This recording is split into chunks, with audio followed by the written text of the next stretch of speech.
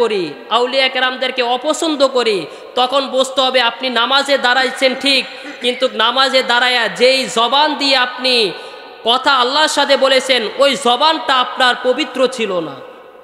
অর্থাৎ আপনার মুখে ছিল এক কথা, আপনার অন্তরে ছিল আরেক কথা। যদি আপনার জবান আর অন্তর এক থাকতো, তাহলে আপনি যেরকমভাবে নামাজের ভিতর বলেছেন, আয় আল্লাহ আমাদেরকে তাদের পথে পরিচালিত করুন যাদেরকে আপনি নিয়ামত দান করেছেন, অর্থাৎ 4 শ্রেণীর লোক যাদের উপর আপনি অনুগ্রহ করেছেন তাদের পথে রাখেন, তাহলে আপনার উচিত ছিল নামাজের পরও তাদের পথেই থাকার। এজন্য আমরা যারা হক্কানি খাঁটি আহলুস সুন্নাহ ওয়াল জামাত, কেন আহলুস সুন্নাহ ওয়াল জামাত বললাম? কারণ একমাত্র দল যেই দলটা জান্নাতি হবে ওই দলটা হলো আহলুস সুন্নাহ ওয়াল জামাত। এবং ওই দলটার ভিতরেই আপনি যত হক কাজগুলো আছে, অর্থাৎ রসুলকে মোহাব্বত করা, রসুলের আহলে বাইতকে মোহাব্বত করা, সাহাবায়ে কেরামদেরকে মোহাব্বত করা, আউলিয়া কেরামদেরকে মোহাব্বত করা, একমাত্র তাদের ভিতরে পাবেন। এবং এর বাহিরে যারা আছে, অর্থাৎ যারা অনেক সময় সুন্নি দাবি করে, কিন্তু তাদের ভিতরে গেলেও দেখবেন অনেকে এরকম আছে নাম দাবি করে আমরা সুন্নি, অর্থাৎ আহলুস সুন্নাত ওয়াল জামাতের অনুসারী, কিন্তু দেখবেন এমনও ব্যক্তি আছে তারা আউলিয়া কেরামদেরকে মোহাব্বত করে না। কারণ আমরা যখন আউলিয়া কেরামদেরকে মোহাব্বত করি তখন কি করি? তাদের মাজারে পাকের সামনে যাই, গিয়া জিয়ারত করি না, আমরা জিয়ারত করি। কিন্তু দেখবেন এমন কিছু ভাই আছে তারা আউলিয়া কেরামদের মাজার শরীফে জিয়ারত দেখলে তারা বলে আমরা মাজার পূজা করি। কেন? তারা আউলিয়া কেরামদেরকে পছন্দ করতে পারেন নাই। কিন্তু দেখবেন তাদেরকেও দেখতে কিন্তু আমাদের মতনই লাগে, অর্থাৎ তাদের মাথায় দেখবেন টুপি আছে, অনেক সময় মাথায় পাগড়িও বাঁধে, গায়ে জুব্বা পরে, দাড়ি আছে, সকল কিছু আছে, কিন্তু সাধারণ মানুষ যারা আছে তাদের জন্য দ্বিধাদ্বন্দ্ব লেগে যায়, তখন তারা কাদের পথ চিনবে। অর্থাৎ এক লোক বলতেছে আউলিয়া কেরামের পথ ধরার জন্য, আরেক শ্রেণীর লোক তারা বলতেছে আউলিয়া কেরামের মাজার শরীফ জিয়ারত করলে তারা দূরে সরিয়ে দেয়। তাহলে আপনি কাদের পথ নেবেন? ছোট্ট একটা সূত্র জেনে নেন, যাদের ভিতরে নবী এবং আহলে বাইত, আউলিয়া কেরাম, সাহাবায়ে কেরামদের প্রেম ভালোবাসা আছে, তারা যেই পথে আছে আপনি যদি ওই পথটা ধরে নিতে পারেন, তাহলে কাল কিয়ামতের ময়দানে যারা নাজাত প্রাপ্ত হবে, অর্থাৎ একমাত্র দল যারা জান্নাতি হবে, আপনি আমি তাদের দলে শামিল হতে পারব। من يهده الله فلا مضل له ومن يضلله فلا هادي له ونشهد أن سيدنا وسندنا وحبيبنا وحبيب قلوبنا ومولانا محمد أرسله بالحق بشيرا ونذيرا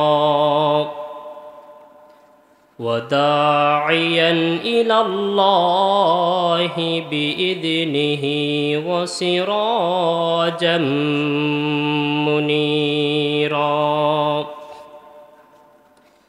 أما بعد فأعوذ بالله من الشيطان الرجيم ببركة بسم الله الرحمن الرحيم. إن الذين آمنوا وعملوا الصالحات سيجعل لهم الرحمن عدا. وقال رسول الله صلى الله عليه وسلم إذا أحب الله عبدا نادى جبريل إني قد أحببت فلانا فأحبه قال فينادي في السماء ثم تنزل له المحبة. وقال تعالى في شان حبيبه ومحبوبه ومعشوقه مخبرا وآمرا إن الله وملائكته يصلون على النبي يا أيها الذين آمنوا صلوا عليه وسلموا تسليما اللهم صل على سيدنا مولانا محمد آل سيدنا مولانا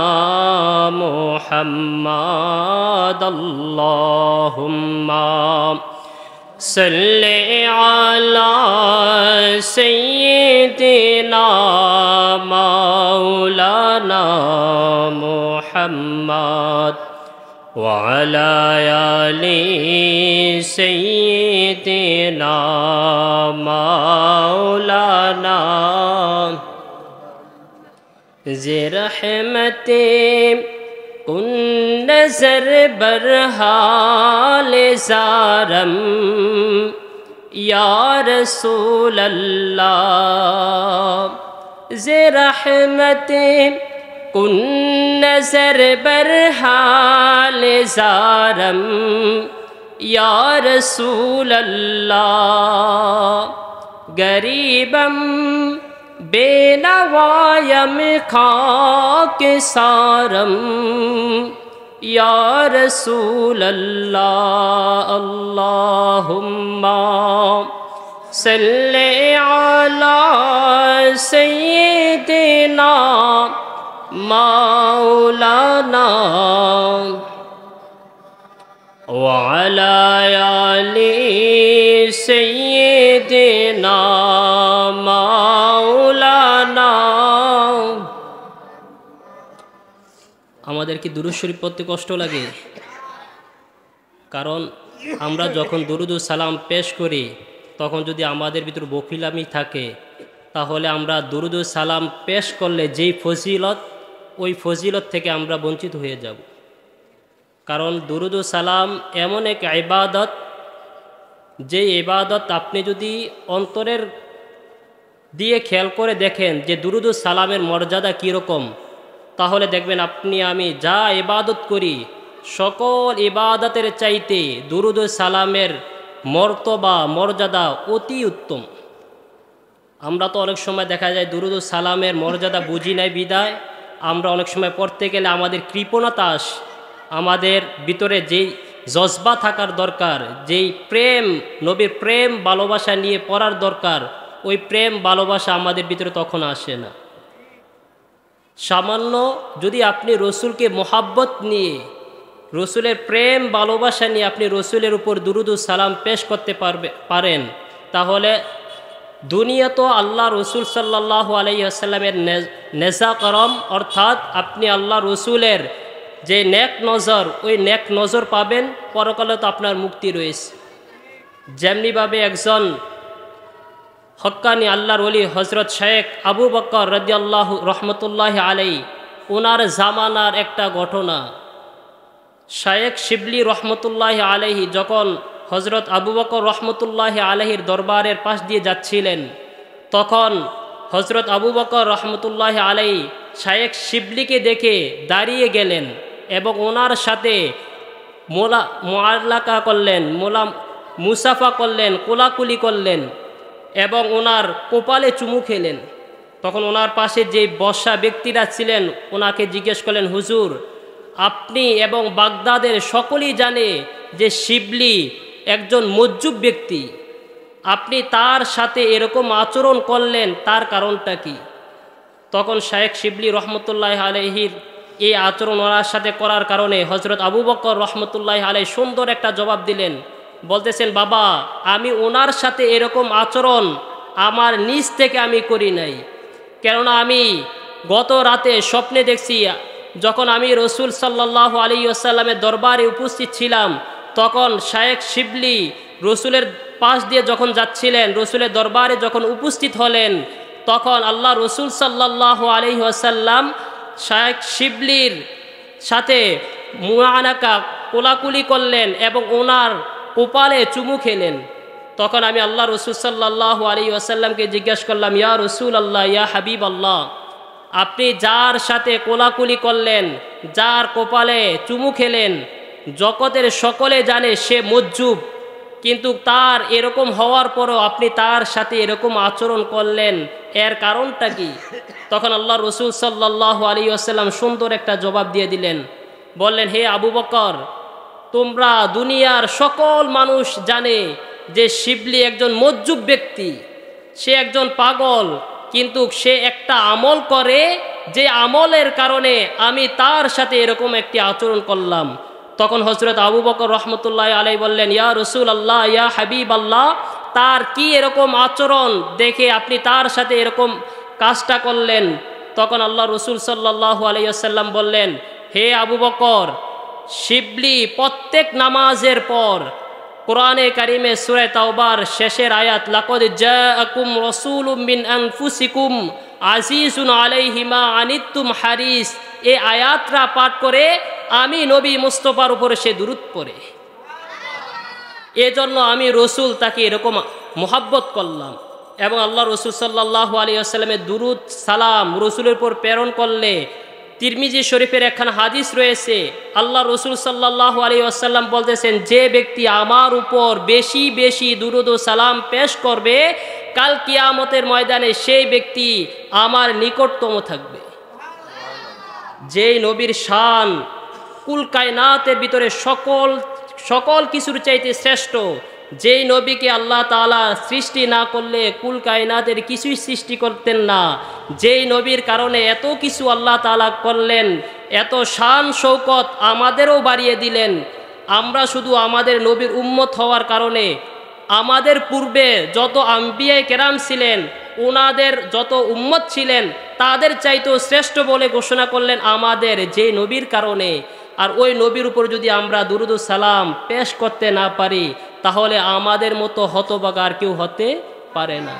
এজন্য আমরা আসুন মন উজাড় করে আমরা যখন দুরূদ ও সালাম পেশ করব, মনের ভিতরে যাতে কোনো কৃপণতা না থাকে। যদি আমাদের ভিতরে কৃপণতা থাকে, অথবা চিন্তা করবেন এখন ওয়াজের সময় দুরূদ ও সালাম আমরা তো পড়ি, এখন কেন পড়ব? একটা জিনিস খেয়াল রাখবেন, আমরা যা ইবাদত, শুরুতেও বলেছিলাম, যা ইবাদত করি সকল ইবাদত তার ভিতরে একটা আমিত্ব জিনিস থাকে। সাধারণত আমরা যখন নামাজের নিয়ত করি না, নামাজের নিয়তের সময় আমরা কি বলি? প্রথম নাওয়াই তু আন উসল্লিয়া, আমি নিয়ত করতেছি। আমি শব্দটা কি নামাজেও থাকে, সকল কিছুর ভিতরে আমিত্ব একটা ভাব থাকে। কিন্তু দুরূদ ও সালাম এমন এক ইবাদত, এমন এক আমল যার ভিতরে আমিত্ব জিনিসটা নেই। এজন্য যেই কাজের ভিতরে আমিত্ব জিনিস থাকে না, ওই কাজটাই আল্লাহর দরবারে বেশি গ্রহণযোগ্য। এবং এই আমলটা এমন এক আমল, যে আমলটা স্বয়ং আল্লাহ তাআলা করে থাকেন।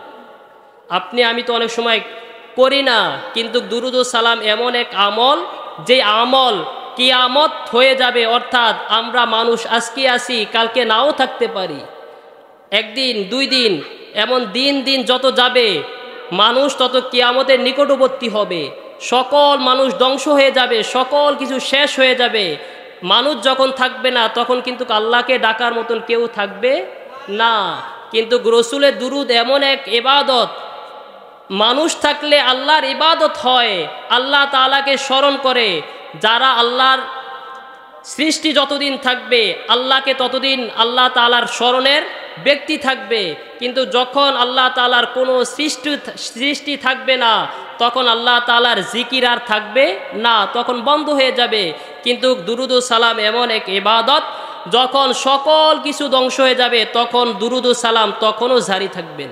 কেননা যে সর্ব অবস্থায় দুরূদ পড়েন, সূরা আহজাবের একখানা আয়াত রয়েছে, ইন্নাল্লাহা ওয়া মালাইকাতাহু ইউসাল্লুনা আলান নবী, অর্থাৎ নিশ্চয় আল্লাহ এবং ফেরেশতাগণ রসুলের ওপর দুরূদ পড়েন। অর্থাৎ মানুষ একদিন আছে, আরেকদিন নাও থাকতে পারে, কিন্তু স্রষ্টা যিনি আল্লাহ তাআলা, তিনি আগেও ছিলেন, এখনও আছেন, ভবিষ্যতেও থাকবেন, তার কোনো ক্ষয় লয় নাই।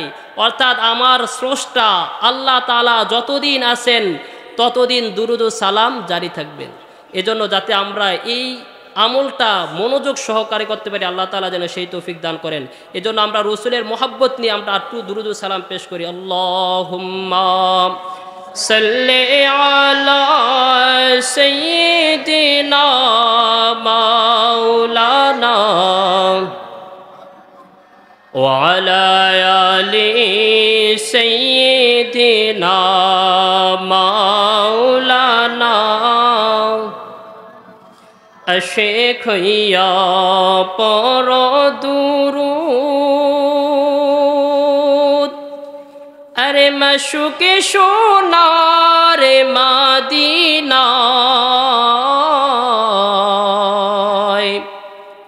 আশেখ হইয়া পড়লে দুরুদ যাইবা সোনা। সাল্লি আলা সাইয়্যিদিনা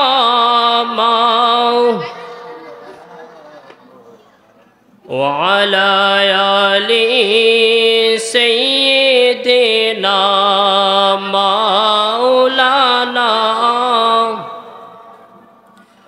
লা ইলাহা ইল্লাল্লাহ লা ইলাহা লা ইলাহা ইল্লাল্লাহ লা ইলাহা লা ইলাহা। আমরা সবাই গুনাহগার, ডাকি আল্লাহ বারে বার। আমরা সবাই গুনাহগার, ডাকি আল্লাহ বারে বার। দয়া করো মাফ করো ও গো আল্লাহ মেহেরবান। লা ইলাহা লা ইলাহা ইল্লাল্লাহ লা ইলাহা লা ইলাহা। সাজ্জাতে জান্নাতে বানাইলো, মনের মতো সাজাইলো। সাজ্জাতে জান্নাতে বানাইলো, মনের মতো সাজাইলো। আরে একটি কদম রাখার আগে, একটি কদম রাখার আগে আল্লাহ আজরাইলকে পাঠাইলো। লা ইলাহা লা ইলাহা ইল্লাল্লাহ লা ইলাহা লা ইলাহা ইল্লাল্লাহ লা ইলাহা ইল্লাল্লাহু মুহাম্মাদুর রাসূলুল্লাহ। মুআজ্জাজ মুহতারাম, সম্মানিত মুসলিম কেরাম, বৃদ্ধ বাবারা, যুবক ভাইয়েরা, কুচি কাঁচা সোনামণিরা, মাদ্রাসার তলেবুল আলিমেরা, সকলের প্রতি আমি আরও একবার সালাম পেশ করছি। আসসালামু আলাইকুম ওয়া রাহমাতুল্লাহি তাআলা ওয়া বারাকাতুহু। মহান রব্বুল আলমিনের দরবারে লক্ষ কোটি শুকরিয়া আদায় করতেছি যে মহান রব্বুল আলমিন 2 দিন ব্যাপী পবিত্র উরুসে আউলিয়ায়ে কেরাম ও সুন্নি মহাসম্মেলনের প্রথম দিনে আল্লাহ তাআলা আমাদেরকে জান্নাতের পরিবেশ, জান্নাতের একটি বাগানে আসার এবং বসার মতন তৌফিক দিয়েছেন। পাশাপাশি আখির নবী, কুল কায়নাতের বাদশাহ নবী, কামলিওয়ালা নবীর প্রতি কয়েক মর্তবা দুরুদ ও সালাম পেশ করার মতন তৌফিক দিয়েছেন। এজন্য সকলে উচ্চ সুরে একবার বলি আলহামদুলিল্লাহ। আমরা সকলেই জানি আজকে যে যাদেরকে স্মরণ করে যে ইন্তজাম করে আজকের মাহফিলের আয়োজন করা হয়েছে আউলিয়া কেরামদের স্মরণ এবং সুন্নি মহা সম্মেলন, এবং পাশাপাশি আল্লাহ তাআলার পবিত্র কালাম কোরআনে কারীম থেকে অসংখ্য অগণিত আয়াতের থেকে অন্যতম একটি আয়াত সূরা মারিয়ামের 98 নম্বর আয়াত আপনাদের সামনে যে তেলাওয়াত করেছি, এই আয়াতের কারিমা থেকে সামান্য 2-4টি কথা যাতে আল্লাহ তাআলা তার রসুলের দয়ায় যাতে আমি আপনাদের সামনে উপস্থাপন করতে পারি এবং ওই অনুযায়ী যাতে আপনারা আমরা সকলেই আমল করতে পারি, আল্লাহ তাআলা যেন সেই তৌফিক দান করে দেন। আল্লাহ তাআলা কুল কায়নাত বানাইছেন শুধুমাত্র আল্লাহ তাআলা স্রষ্টা, অর্থাৎ তিনি যিনি রব, এই রবকে চিনার জন্য আল্লাহ তাআলা একের পর এক সৃষ্টি করে দুনিয়াতে প্রেরণ করেছেন, যাতে করে মানুষ আল্লাহ তাআলাকে চিনতে পারে, অর্থাৎ সৃষ্টি জগৎ আল্লাহ তাআলাকে চিনতে পারে। এরই ধারাবাহিকতায় যখন এক এক জাতি আল্লাহ তাআলা সৃষ্টি করলেন, কোনো জাতিকে আল্লাহ তাআলার পছন্দ হলো না। শেষে আল্লাহ তাআলা যেই জাতিকে আল্লাহ তাআলা সৃষ্টি করলেন, ওই জাতি সৃষ্টি করার সময় ফেরেশতারাও বলেছিলেন, আয় আল্লাহ, এমন একটি জাতি আপনি সৃষ্টি করতে যাচ্ছেন যেই জাতি আপনার হুকুম, আপনার জিকির আজকার যা কিছু করার দরকার আমরা ফেরেশতারা তো আপনার জিকির করি, আপনার প্রশংসা করি, আপনি কেন আবার আরেকটা সৃষ্টি করতে যাবেন? তখন আল্লাহ তাআলা বলছেন, আমি যা জানি তোমরা তা জানো না। অর্থাৎ আল্লাহ তাআলা মানুষকে সৃষ্টি করেছেন, তার ভিতরে কত হাকিকত লুকাইতে আছেন এটা আল্লাহ এবং আল্লাহ রসুল ভালো জানেন। কিন্তু এই আল্লাহ তাআলা যখন মানুষদেরকে সৃষ্টি করলেন, এর রহস্য আমরা সকলেই জানি। মানুষদেরকে ধোঁকা দেওয়ার জন্য পাশাপাশি শয়তানও দাঁড়িয়ে গেছে। একদিকে আল্লাহ তাআলা চান এই সৃষ্টি জগৎ যাতে আল্লাহ তাআলার ইবাদত বন্দি করে, পাশাপাশি তাদেরকে ধোঁকা দেওয়ার জন্য শয়তান পাশে দাঁড়িয়ে গেলেন। কিন্তু আল্লাহ তাআলা চান যাতে এই বনি আদম অর্থাৎ আদম সন্তান যাতে নাজাত পায়, এই জন্য যুগে যুগে আউলিয়া আল্লাহর তাআলা তার পেয়ারা মাহবুব বান্দাদের নবী রসুলদেরকে প্রেরণ করেছেন। কিন্তু আমার আপনার নবীর মাধ্যমে এই নবুয়তের দরজা আল্লাহ তাআলা বন্ধ করে দিয়েছেন। অর্থাৎ বাবা আদম থেকে ঈসা রুহুল্লাহ পর্যন্ত আল্লাহ তাআলা অসংখ্য অগণিত নবী রসুল প্রেরণ করেছেন। অর্থাৎ যেই সময় মানুষের ভিতরে ফিতনার আভাস দেখা দিত, তখন আল্লাহ তাআলা ওই জামানায় একজন নবী রসুল প্রেরণ করে দিতেন, যাতে করে আল্লাহ তাআলার ওই বান্দাদেরকে ওই নবী রাসূল হেদায়েতের পথ দেখাতে পারেন। কিন্তু আপনার আমার নবী যখন কামলিওয়ালা নবী যখন দুনিয়াতে এসে গেলেন, দুনিয়াতে আসার পরে নবুয়তের যেই দরজাটা আল্লাহ তাআলা ওই নবুয়তের দরজাটা বন্ধ করে দিয়েছেন। কিন্তু আপনি আমি যখন লক্ষ্য করব, আজ থেকে প্রায় 1400 বছর অতিবাহিত হয়ে গেছে, আপনার আমার মাঝ থেকে রসুল দুনিয়া থেকে পর্দা করেছেন। কিন্তু দেখতে পাবেন পূর্বের জামানায় যখন কয়েক যুগ যেত রসুলদের ওফাতের পর্দা করার, তখন মানুষের ভিতরে একটা ফিতনার দেখা দিত। কিন্তু এত ডিফারেন্স হয়ে গেল, 1400 বছরের একটা গ্যাপ, কিন্তু এখনও মানুষ আল্লাহ এবং আল্লাহ রসুলকে স্মরণ করে। এর কারণ কি? এর কারণ হলো আল্লাহ তাআলা নবুয়তের দরজা বন্ধ করেছেন ঠিক, কিন্তু বেলায়াতের দরজা আল্লাহ তাআলা উন্মুক্ত করে দিয়েছেন। অর্থাৎ যেই সময় মানুষের ভিতরে একটা ফিতনা দেখা দিবে, অর্থাৎ মানুষ গোমরাহ হতে থাকবেন, মানুষ আল্লাহকে ভুলে যাবেন, আল্লাহ রসুলকে ভুলে যাবেন, দ্বীনের মোহে পড়ে আখিরাতকে ভুলে যাবেন, তখনই আল্লাহ তাআলার একজন মাহবুব বান্দা ওই সময় দাঁড়িয়ে যান, যাতে করে তারা মানুষদেরকে হেদায়েতের পথ দেখাতে পারেন, মানুষদেরকে সঠিক যে পথ ইহদিনাস সিরাতাল মুস্তাকিম যে রাস্তা রয়েছে ওই রাস্তা যাতে মেনে চলতে পারে, তখন ওই আউলিয়া কেরামরা ওই পথটা দেখান। কিন্তু ওই আউলিয়া কেরাম কারা হন?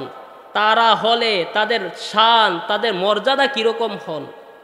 যেহেতু আমরা জানি কিয়ামত অর্থাৎ ইমাম মাহদি আলাইহিস সালাম যখন আসবেন, তার আগ পর্যন্ত যখনই দুনিয়ার ভিতরে ফিতনা একটা দেখা দিবে, তখন কোনো না কোনো জায়গায় একজন আল্লাহর ওলি পাবেন। কেননা আল্লাহ রসুল সাল্লাল্লাহু আলাইহি ওয়াসাল্লামের একখানা হাদিসে রয়েছেন, পুরা কুল কায়নাত যারা পরিচালনা করেন ওই রকম একটা সংগঠন আছেন, ওই জায়গায় 360 জন, মতান্তরে 365 জন আল্লাহর ওলি আছেন। তারা নির্ধারণ করেন কোন এলাকায় কি প্রয়োজন। অর্থাৎ আমাদের দুনিয়াতে থাকা অবস্থায় অনেক কিছুর প্রয়োজন হয়। আমরা যখন দুনিয়াতে বসবাস করি আমাদের ফসল ফলাদি ফলানোর জন্য বৃষ্টির প্রয়োজন হয়। আমরা যখন রিজিক ক্ষুধা নিবারণের জন্য আমাদের রিজিকের প্রয়োজন হয়। মানুষ দুনিয়াতে বাঁচার জন্য তার হায়াতের প্রয়োজন হয়, চলে যাওয়ার জন্য মৃত্যুরও প্রয়োজন হয়। এজন্য কার কি প্রয়োজন তখন ওই আউলিয়া কেরামের যে সংগঠন থাকে ওনারা যা নির্ধারণ করে ওই নির্ধারণ অনুযায়ী ওইটা বাস্তবায়ন হয়ে থাকে। তখন হাদিস শরীফে এরকম আছেন, যখন আল্লাহ তাআলার ওই মাহবুব বান্দা দুনিয়া থেকে বিদায় নেন তখন আল্লাহ তাআলার অন্যান্য অর্থাৎ এই 360 জনের ভিতরে যদি কেউ দুনিয়া থেকে পর্দা করেন তখন যারা আল্লাহ তাআলার ইবাদত করে ওই মাকামে পৌঁছাইতেছেন তাদের থেকে একজন ওই গ্যাপ পূরণ করে দেন। অর্থাৎ সর্ব অবস্থায় এই 360 জন আল্লাহর ওলি বিরাজমান থাকেন, যাদের কারণে আল্লাহ তাআলা দুনিয়াতে বৃষ্টি বর্ষণ করেন, যাদের কারণে আল্লাহ তাআলা দুনিয়াতে রিজিক বর্ষণ করেন। ওই আউলিয়া কেরামদেরকে চিনতে হবে।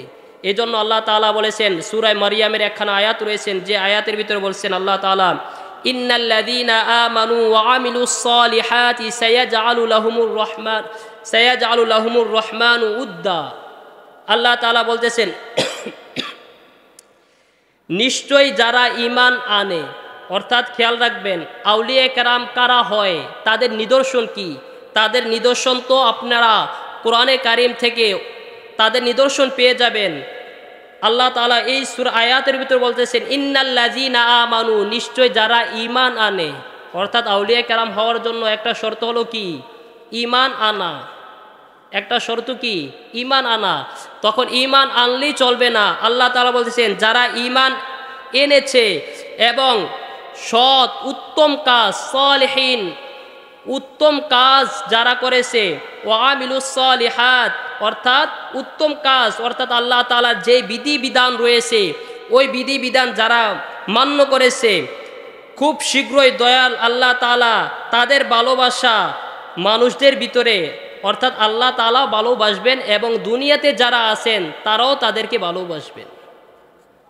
অর্থাৎ আল্লাহর ওলিরা যারা দুনিয়াতে আছেন তাদেরকে আল্লাহ তাআলার ইবাদত করতে করতে যখন তারা ওই মাকামে চলে যান, অর্থাৎ আল্লাহর ওলি হয়ে যান, তখন আল্লাহ তাআলা তাদেরকে মুহাব্বত করেন এবং দুনিয়াবাসী যারা আছে তাদেরও মুহাব্বত করেন। এই হাদিসের ব্যাখ্যায় আল্লাহ রসুল সাল্লাল্লাহু আলাইহি ওয়াসাল্লাম নিজে ইরশাদ করেন, ইজা আহাব্বাল্লাহ আবদান নাদা জিবরিল, অর্থাৎ যখন কোনো বান্দারকে আল্লাহ তাআলা মুহাব্বত করেন তখন আল্লাহ তাআলা জিবরিলকে ডেকে বলেন আমি অমুক ব্যক্তিকে ভালোবাসি।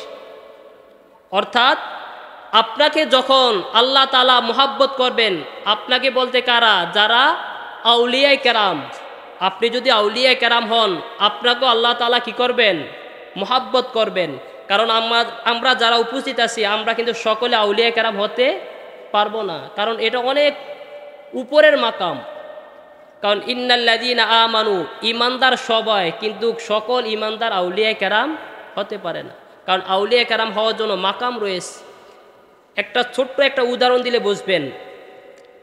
সকাল যখন হয়, ফজরের পর 6টার যখন আলো থাকে, ওই আলোটা যেরকম আর দুপুরের 12টার আলো, দুই আলোর তফাৎ কি ভিন্ন না? ভিন্ন। আপনি যখন ঈমান আনবেন তখন আপনি আল্লাহ তাআলার একজন মুহাব্বতে বান্দা হবেন, কিন্তু আল্লাহর ওলি হওয়ার জন্য যেই প্রেম ভালোবাসার দরকার, যেই প্রেম আমাদের ভিতরে থাকলে আল্লাহ তাআলা এবং সৃষ্টিকুল আমাদেরকে মুহাব্বত করবেন, ওই প্রেম ভালোবাসা এই আমরা যে ইমানদার দাবি করি, এই ইমানদার দ্বারা আল্লাহর সৃষ্টি আমাদেরকে এত সহজে ভালোবাসবেন না। কিন্তু আল্লাহ তাআলার যাদেরকে ভালোবাসেন, অর্থাৎ যারা ওই মাকামের আল্লাহর ওলি হয়ে গেছেন, তাদেরকে মুহাব্বত করা আমাদের কর্তব্য। অর্থাৎ আমরা হতে পারি নাই আল্লাহর ওই মাকামের ওলি, কিন্তু যারা হয়েছেন তাদেরকে মোহাব্বত করা হলো আমাদের কর্তব্য। এজন্য আল্লাহ তাআলা বলছেন, যখন আল্লাহ তাআলা কোনো বান্দাকে মোহাব্বত করেন, আল্লাহ তাআলা যখন তার কোনো বান্দাকে মোহাব্বত করেন, তখন আল্লাহ তাআলা জিব্রাইলকে ডাকেন, ডেকে বলেন, হে জিব্রাইল, আমি আমার অমুক বান্দাকে মোহাব্বত করি, তুমি জিব্রাইল তাকে মোহাব্বত করো এবং আসমানের যত ফেরেশতা রয়েছে তুমি তাদেরকেও ঘোষণা করে দাও, তারাও যেন ওই আমার পছন্দের বান্দাকে তারাও মোহাব্বত করেন, এবং জগৎবাসীকে তাদেরকেও জানিয়ে দাও তারাও যেন আমার ওই আল্লাহর ওলিকে মোহাব্বত করেন। এজন্য দেখবেন দুনিয়ার ভিতরে যখন একজন আল্লাহর ওলি হয়, তখন দেখবেন দূর দূর থেকে মানুষ এসে তাকে মোহাব্বত করতে লাগেন। তখন দেখবেন, চিন্তা করবেন যে এই লোকটা এত দূর থেকে আসলো, আমরা কাছের মানুষ তাকে চিনতে পারলাম না, কিন্তু ওই লোক দূর থেকে এসে তাকে মোহাব্বত করে। কারণটা কি? কেননা আল্লাহ তাআলা যখন ঘোষণা করে দেয় আমি ওই বান্দাকে মোহাব্বত করি, এবং জিব্রাইলও যখন তাকে মোহাব্বত করতে লাগেন, তখন আল্লাহ তাআলা যখন ঘোষণা করে দেয় যে দুনিয়াবাসীকেও জানিয়ে দাও তারাও যাতে আমার ওই বান্দাকে মোহাব্বত করে, তখন জিব্রাইল আলাইহিস সালামের এই আওয়াজ, অর্থাৎ একটা রহমতের যে পানি, ওই পানিটা যখন ছিটান দেয়, যাদের গায়ে গিয়ে ওই পানিটা পড়ে তারাই আল্লাহর ওলিদেরকে মোহাব্বত করতে লাগেন। এজন্য দেখবেন দুনিয়াতে যখন মানুষ বসবাস করে, কিছু মানুষ আছে তারা আউলিয়া কেরামদেরকে মোহাব্বত করেন, আর কিছু মানুষ আছে তারা আউলিয়া কেরামদের সাথে মোহাব্বত রাখেন না। তখন বলা হয়েছে এর কারণ কি? আল্লাহ তাআলা তো ঘোষণা করেছেন দুনিয়াবাসীকে জানায় দাও তারাও যেন আমার ওই বান্দাকে মোহাব্বত করে, তাহলে তারা কেন মোহাব্বতে শামিল হতে পারে না? তখন বলতেছেন জিব্রাইল আলাইহিস সালাম যখন ঘোষণা করেছেন, ওই ঘোষণা যাদের অন্তরে পৌঁছেছে, রহমতের পানি যাদের গায়ে লেগেছে, তারাই কেবল আল্লাহর ওলিদেরকে মোহাব্বত করেন, আর যাদের গায়ে এই রহমতের পানি পড়ে নাই তারা আউলিয়া কেরামদেরকে মোহাব্বত করতে পারে না। এজন্যই দেখবেন দুনিয়ার ভিতরে দুই ধরনের মানুষ সব সময় পাওয়া যায়। সৃষ্টির শুরু থেকে আজ পর্যন্ত যখন আল্লাহ তাআলা হেদায়েতের জন্য নবী রাসূলরা আসতেন, তখন এক শ্রেণীর লোক নবী রাসূলদেরকে মোহাব্বত করতেন, ভালোবাসতেন, তাদের জন্য তাদের মন প্রাণ উজাড় করে সকল কিছু বিলীন করে তাদেরকে মোহাব্বত করতেন। আরেক শ্রেণীর লোক ওই নবী রাসূলদের সাথে তারা দুশমনী পোষণ করতেন। এমনিভাবে দেখবেন এখনও বর্তমান জামানায়ও রসুলের থেকে শুরু করে বর্তমান জামানায় আমরা যেহেতু রসুলকে পাই নাই, আমরা পেয়েছি আউলিয়া কেরামদেরকে। আমরা আউলিয়া কেরামদেরকে পেয়ে আমরা আউলিয়া কেরামদেরকে মোহাব্বত করি, কিন্তু এক শ্রেণীর মানুষ আছে তারা আউলিয়া কেরামদেরকে মোহাব্বত করে না। কারণ এই জিনিসটা দুই শ্রেণী সব সময় থাকবেন। এক শ্রেণীর লোক আল্লাহ এবং আল্লাহ রসুল আউলিয়া কেরামদেরকে মোহাব্বত করবেন, আরেক শ্রেণীর লোক তারা আউলিয়া কেরামদের সাথে দুশমনি করবেন, নবী রসুলদের সাথে দুশমনি করবেন, রসুলের পরিবার আহলে বাইতের সাথে দুশমনি করবেন। এজন্য আপনাকে বেছে নিতে হবে আমরা কোন পথে থাকব। আমরা যখন নামাজে দাঁড়াই তখন সকলেই একটা সূরা পাঠ করি, যেই সূরাটা পাঠ করা আমাদের সকলের জন্য ওয়াজিব, সূরাতুল ফাতিহা। সকলে আমরা পাঠ করি না? তখন আমরা কি বলি? সিরাতাল্লাযীনা আনআমতা আলাইহিম, তাদের পথে আমাদেরকে পরিচালিত করুন। তাদের পথ কাদের পথ? মিনান নাবিয়্যিন ওয়াস সিদ্দিকিন ওয়াস শুহাদা ওয়াস সালিহিন। আমরা তো বলতেছি আয় আল্লাহ, যাদের উপর আপনি অনুগ্রহ করেছেন তাদের পথে আমাদেরকে কি করুন? অনুগ্রহ করুন, তাদের পথে রাখুন। আমরা নামাজে এই কথা বলি, কিন্তু নামাজ শেষে যখন আমরা ফিরে আসি তখন দেখা যায় আমরা আবার আউলিয়া কেরামের শত্রুতা করি, আউলিয়া কেরামদেরকে অপছন্দ করি। তখন বুঝতে হবে আপনি নামাজে দাঁড়াইছেন ঠিক, কিন্তু নামাজে দাঁড়ায়া যেই জবান দিয়ে আপনি কথা আল্লাহর সাথে বলেছেন ওই জবানটা আপনার পবিত্র ছিল না। অর্থাৎ আপনার মুখে ছিল এক কথা, আপনার অন্তরে ছিল আরেক কথা। যদি আপনার জবান আর অন্তর এক থাকতো, তাহলে আপনি যেরকমভাবে নামাজের ভিতর বলেছেন আয় আল্লাহ আমাদেরকে তাদের পথে পরিচালিত করুন যাদেরকে আপনি নিয়ামত দান করেছেন, অর্থাৎ চার শ্রেণীর লোক যাদের উপর আপনি অনুগ্রহ করেছেন তাদের পথে রাখেন, তাহলে আপনার উচিত ছিল নামাজের পরও তাদের পথেই থাকার। এজন্য আমরা যারা হক্কানি খাঁটি আহলুস সুন্নাহ ওয়াল জামাত, কেন আহলুস সুন্নাহ ওয়াল জামাত বললাম? কারণ একমাত্র দল যেই দলটা জান্নাতি হবে ওই দলটা হলো আহলুস সুন্নাহ ওয়াল জামাত। এবং ওই দলটার ভিতরেই আপনি যত হক কাজগুলো আছে, অর্থাৎ রসুলকে মোহাব্বত করা, রসুলের আহলে বাইতকে মোহাব্বত করা, সাহাবায়ে কেরামদেরকে মোহাব্বত করা, আউলিয়া কেরামদেরকে মোহাব্বত করা, একমাত্র তাদের ভিতরে পাবেন। এবং এর বাহিরে যারা আছে, অর্থাৎ যারা অনেক সময় সুন্নি দাবি করে কিন্তু তাদের ভিতরে গেলেও দেখবেন অনেকে এরকম আছে নাম দাবি করে আমরা সুন্নি, অর্থাৎ আহলুস সুন্নাত ওয়াল জামাতের অনুসারী, কিন্তু দেখবেন এমনও ব্যক্তি আছে তারা আউলিয়া কেরামদেরকে মোহাব্বত করে না। কারণ আমরা যখন আউলিয়া কেরামদেরকে মোহাব্বত করি তখন কি করি? তাদের মাজারে পাকের সামনে যাই, গিয়া জিয়ারত করি। জিয়ারত করি না আমরা? জিয়ারত করি। কিন্তু দেখবেন এমন কিছু ভাই আছে তারা আউলিয়া কেরামদের মাজার শরীফে জিয়ারত দেখলে তারা বলে আমরা মাজার পূজা করি। কেন? তারা আউলিয়া কেরামদেরকে পছন্দ করতে পারেন নাই। কিন্তু দেখবেন তাদেরকেও দেখতে কিন্তু আমাদের মতনই লাগে, অর্থাৎ তাদের মাথায় দেখবেন টুপি আছে, অনেক সময় মাথায় পাগড়িও বাঁধে, গায়ে জুব্বা পরে, দাড়ি আছে, সকল কিছু আছে। কিন্তু সাধারণ মানুষ যারা আছে তাদের জন্য দ্বিধাদ্বন্দ্ব লেগে যায়, তখন তারা কাদের পথ চিনবে? অর্থাৎ এক লোক বলতেছে আউলিয়া কেরামের পথ ধরার জন্য, আরেক শ্রেণীর লোক তারা বলতেছে আউলিয়া কেরামের মাজার শরীফ জিয়ারত করলে তারা দূরে সরিয়ে দেয়। তাহলে আপনি কাদের পথ নেবেন? ছোট্ট একটা সূত্র জেনে নেন, যাদের ভিতরে নবী এবং আহলে বাইত, আউলিয়া কেরাম, সাহাবায়ে কেরামদের প্রেম ভালোবাসা আছে, তারা যেই পথে আছে আপনি যদি ওই পথটা ধরে নিতে পারেন তাহলে কাল কিয়ামতের ময়দানে যারা নাজাত প্রাপ্ত হবে, অর্থাৎ একমাত্র দল যারা জান্নাতি হবে, আপনি আমি তাদের দলে শামিল হতে পারব। এজন্য আমাদের কি উচিত না আউলিয়া কেরামদের পথ ধরা? অবশ্যই আমরা আউলিয়া কেরামদের পথ এবং মতে থাকব। যদি থাকতে পারি কি লাভ হবে? আমাদের একটা লাভের দরকার আছে না? কারণ আপনি আমি যখন কোনো কাজ করি, লাভ ছাড়া আজ পর্যন্ত কেউ কাজ করে? আপনি যদি স্বাভাবিক, আমরা এখানে যারা আসছি আমরাও তো লাভের জন্যই আসছি, না লসের জন্য কেউ আসছি? আমরা কি লাভের জন্য আসছি আমরা জানি। এই জায়গায় গেলে নগদ কিছু যদিও নাও পাই, পরকালে এর বিনিময় কিছু পাবো, এটা আমরা আশা রাখি না? অবশ্যই জানি। এখানে আসলে আমরা দুনিয়াতে কিছুই পাবো না, কিন্তু পরকালে এর একটা জাযা, এর একটা পুরস্কার পাবো। আর যদি দুনিয়াবি দেখেন, আপনাকে যদি কেউ বলে চলেন আমরা অমুক জায়গায় একটা সফর করে আসি অথবা একটা কাজ করে আসি, তখন আপনি বলবেন আমি ওই জায়গায় গেলে আমার লাভটা হবে কি? তখন বলবেন আমার একটা কাজ তুই, আমি তো ওই জায়গায় যেতে রাজি না। অর্থাৎ আপনি কোনো একটা স্বার্থ ছাড়া দুনিয়াতেও আমরা কোনো কাজ করি না, কিন্তু আমরা যে আউলিয়া কেরামদের মোহাব্বত করব, আমাদের লাভটা কি? আমরা তো অবশ্যই একটা লাভ যদি থাকে ওই কাজটা করলে না মজা পাওয়া যায়। আপনি যখন লাভ ছাড়া কোনো একটা কাজ করতে যাবেন তখন একদিন দুই দিন দেখবেন আর ওই কাজটা ভালো লাগে না। আর যখন একটা লাভ অর্থাৎ একটা কিছু পাবেন এরকম একটা আশা থাকে, তখন দেখবেন ওই কাজটা আপনার করতে মনে চাবে। লাভটা কি?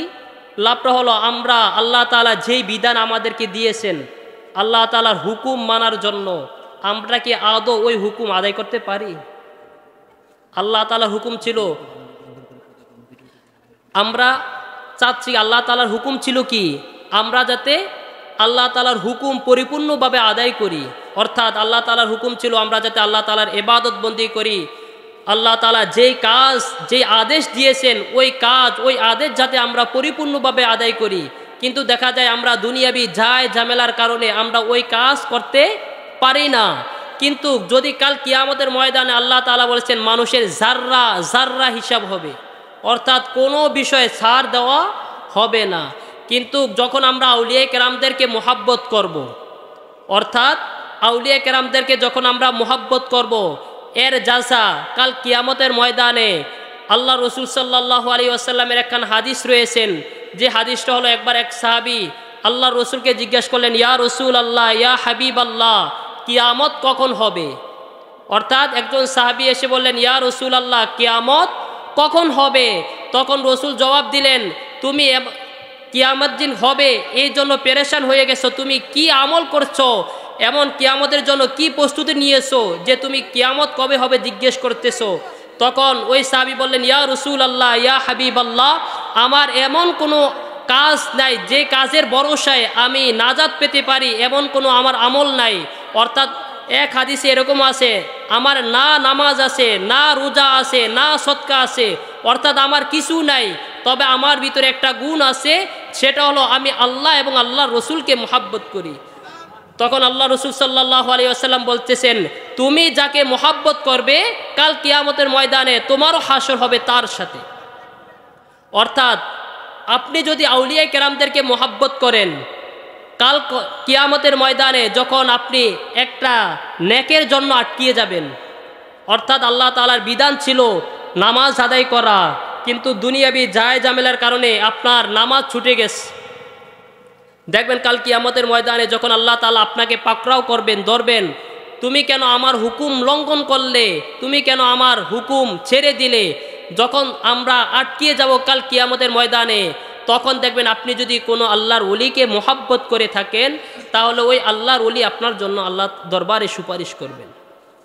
কেননা আল্লাহ রসুল সাল্লাল্লাহু আলাইহি ওয়াসাল্লাম বলে দিয়েছেন যে যারা আল্লাহর ওলি হয় এবং যারা আল্লাহর ওলিদেরকে মোহাব্বত করেন, শুধু তাই না, এরকম বলা হয়েছে আপনি যদি কোনো এক আল্লাহর ওলিকে এক গ্লাস পানি পান করান, অর্থাৎ আপনি আউলিয়ায়ে কেরামকে মোহাব্বত করলেন, অথবা আপনি ওই আল্লাহর ওলিকে চিনেন না, হঠাৎ আপনার এলাকায় সফরে আসছেন এবং আপনার কাছে পানি চাইলো পান করার জন্য, আপনি যদি ওই আল্লাহর ওলিকে এক গ্লাস পানি পান করান, আর যদি কাল কিয়ামতের ময়দানে আপনি ওই লোককে দেখে চিনতে পারেন, অর্থাৎ আপনি গুনাহগার হওয়ার কারণে আপনি আটকিয়ে গেছেন, জাহান্নামী হয়ে গেছেন, কিন্তু আপনি দেখতেছেন যে দুনিয়াতে থাকা অবস্থায় আপনি যেই ব্যক্তিকে পানি পান করাচ্ছেন ওই ব্যক্তি এখন জান্নাতে চলে যাচ্ছে, তখন যদি আপনি বলেন, ভাই তুমি কি আমাকে চিনতে পারছো, আমি অমুক ব্যক্তি যে দুনিয়াতে থাকা অবস্থায় তোমাকে এক গ্লাস পানি পান করাইছিলাম, তখন ওই ব্যক্তিকে যখন আপনি স্মরণ করে দিবেন, আর ওই ব্যক্তি গিয়ে যখন আল্লাহর দরবারে বলবেন, আয় আল্লাহ, আমাকে দুনিয়াতে থাকা অবস্থায় অমুক ব্যক্তি এক গ্লাস পানি পান করাইছিল, আজ আমি জান্নাতে চলে যাচ্ছি, আর যেই ব্যক্তি আমাকে পানি পান করাইছে সে এখনো জাহান্নামে রয়ে গেছে, আমি চাই যে ব্যক্তি আমাকে এক গ্লাস পানি পান করাইছে আমি তাকে সাথে করে নিয়ে জান্নাতে চলে যেতে চাই। তখন আল্লাহ তাআলা ওই ব্যক্তির উসিলার সুপারিশের কারণে আল্লাহ তাআলা আপনাকেও জান্নাতি হিসেবে ঘোষণা করে দিবেন। এজন্য আমাদের প্রত্যেকের উচিত হলো দুনিয়াতে থাকা অবস্থায় যাতে আমরা তাদেরকে মোহাব্বত করি, আউলিয়ায়ে কেরামদেরকে মোহাব্বত করি, তাদের চরণে যাতে আমরা ঠাঁই করে নিতে পারি। এজন্য আউলিয়ায়ে কেরামদের স্মরণ বেশি বেশি করা আমাদেরকে জরুরি। অর্থাৎ আউলিয়ায়ে কেরামদের স্মরণ আমরা কি ছেড়ে দিব না ধরে রাখবো? ধরে রাখবো। এবং অনেক আমরা তো এই কাজ করতে গেলে বিভিন্ন সময় বাধা আসে, ঠিক না? বাধা আসে বলে কি, যে আপনি যে আউলিয়ায়ে কেরামকে মোহাব্বত করেন, কাল কিয়ামতের ময়দানে তো তারই খবর থাকবে না, আপনার খবর নিব কিভাবে, বলে না? আপনি একখানা আয়াত খেয়াল করেন, আল্লাহ তাআলা বলছেন, আলা ইন্না আউলিয়া আল্লাহি লা খাউফুন আলাইহিম ওয়ালা হুম ইয়াহজানুন।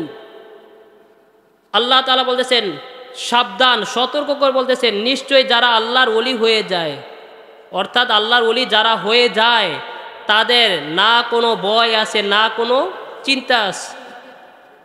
এখন আপনি চিন্তা করেন, একজন মানুষের ভয় চিন্তা কখন হয়? যদি আমরা সাধারণভাবে চিন্তা করি, আমি গুনাহগার হওয়ার কারণে আমি চিন্তা করতে পারি, অথবা একটা ভয় রাখতে পারি যে আমি যে আল্লাহ তাআলার এই হুকুম লঙ্ঘন করলাম, কাল কিয়ামতের ময়দানে আমার কি জানি হয়ে যায়, একটা চিন্তা, আরেকদিকে ভয়। কিন্তু আল্লাহ তাআলা বলতেছেন, যারা আল্লাহর ওলি হয়ে যায় তাদের দুনিয়াতে তাদের না কোনো ভয় আছে, না চিন্তা আছে। আল্লাহু আকবার। আল্লাহ তাআলা বলেছেন, যারা আউলিয়া কেরাম হয় তাদের কোনো ভয় নাই, চিন্তা নাই। তাহলে আমরা এই আশা রাখতে পারি না, যদি আউলিয়া কেরামদের কোনো ভয় চিন্তা না থাকে, তাহলে অবশ্যই তারা কাল কিয়ামতের ময়দানে তাদের জাহান্নামের কোনো ভয় থাকবে না। এজন্য যদি তাদেরকে আমরা মহব্বত করতে পারি, তাদের এই মহব্বতের কারণেও ইনশাআল্লাহ আমরা এই আশা রাখতে পারি যে যদি তারা যেহেতু জান্নাতি, যাদের দোজখের ভয় নাই, চিন্তা নাই, তারা যে দোজখে যাবে না এই ভয়ও তাদের নাই, এই চিন্তাও নাই। কেননা তারা আল্লাহর প্রেমে ফানা হয়ে গেছেন। এজন্য তারা যখন আল্লাহর প্রেমে ফানা হয়ে যায়, আল্লাহ তাআলা তাদেরকে জান্নাতি বলে ঘোষণা করে দেন। এজন্য যদি আমরা তাদেরকে প্রেম, ভালোবাসা, মহব্বত করতে পারি, তাহলে আমরা এই আশা রাখতে পারি আউলিয়া কেরামদের প্রেম, ভালোবাসার কারণেও আমরা কাল কিয়ামতের ময়দানে তাদের সাথে অবশ্যই আমরা জান্নাতে থাকতে পারবো। এজন্য খেয়াল রাখবেন, আমরা এই কারণে আউলিয়া কেরামদেরকে মহব্বত করব, যাতে আমরা দুনিয়াবি জায় জামেলার কারণে আমরা পরকাল হারিয়ে না ফেলি। এজন্য আপাতত যদি আপনি আউলিয়া কেরামদেরকে মহব্বত করেন, আল্লাহ তাআলার রহমতও আপনার উপর আসবে। আল্লাহ তাআলা যেন আমাদের প্রত্যেককে নবী এবং আলে নবীর মহব্বতের পাশাপাশি আউলিয়া কেরামদেরকে মহব্বত করতে পারি এবং তাদের চরণে আমরা যাতে থাকতে পারি, আল্লাহ তাআলা যেন সেই তৌফিক আমাদেরকে দান করেন। এবং আপনাদের সামনে আমি যে কথা আলোচনা করেছি, যদি ভুল হয়ে থাকে ক্ষমা দৃষ্টিতে দেখবেন, আর যা বলেছি আল্লাহ তাআলা যেন আমাদের উভয়কে তার উপর আমল করার মতো তৌফিক দান করেন। আলহামদুলিল্লাহি রাব্বিল আলামিন। আসসালামু আলাইকুম ওয়া রাহমাতুল্লাহি তাআলা ওয়া বারাকাতুহু।